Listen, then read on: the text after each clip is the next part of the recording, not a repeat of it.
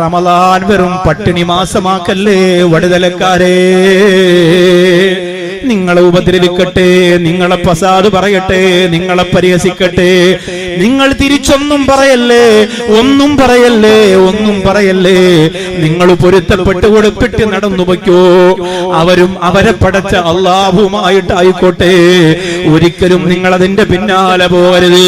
അങ്ങനാണെങ്കിൽ നൗഷാദ് വാക്കവിയൊക്കെ എന്നേ പ്രസംഗം നിർത്തിയിട്ട് റബ്ബർ വെട്ടാൻ പോകാനുള്ള കാലം കഴിഞ്ഞു പോയിട്ടുണ്ട്.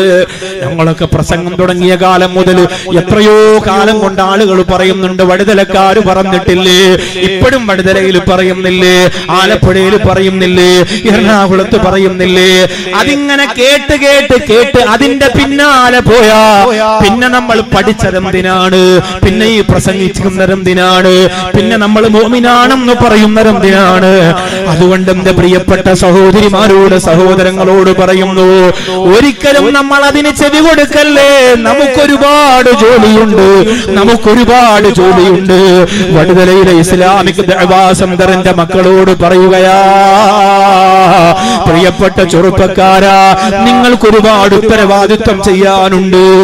അല്ലാഹുവിന്റെ പൊരുത്തത്തിന് വേണ്ടിയാ നിങ്ങൾ പ്രവർത്തിക്കുന്നത്.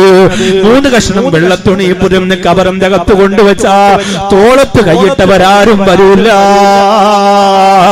നീയും നിന്റെ അമലും മാത്രമായി ഒറ്റയ്ക്ക് കിടക്കുമ്പോ അവിടെ വിജയിക്കാനാണിതെന്ന് നിയത്ത് ചെയ്യണം മക്കളെ. ഈ നടത്തവും ഈ ഓട്ടവും ഈ ഖിദ്മത്തും അല്ലാഹുവിന്റെ ലോകത്ത് കൂലി കിട്ടാനാണെന്ന് തീരുമാനമെടുക്കണം ചെറുപ്പക്കാരാ.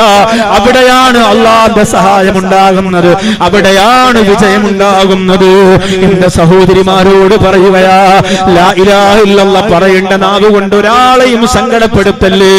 ഒരു കുടുംബത്തിലും തീവാരി എറിയല്ലേ, ഒരു നാട്ടിലും പ്രശ്നമുണ്ടാക്കല്ലേ. ശ്രദ്ധിക്കണേ, ശ്രദ്ധിക്കണേ.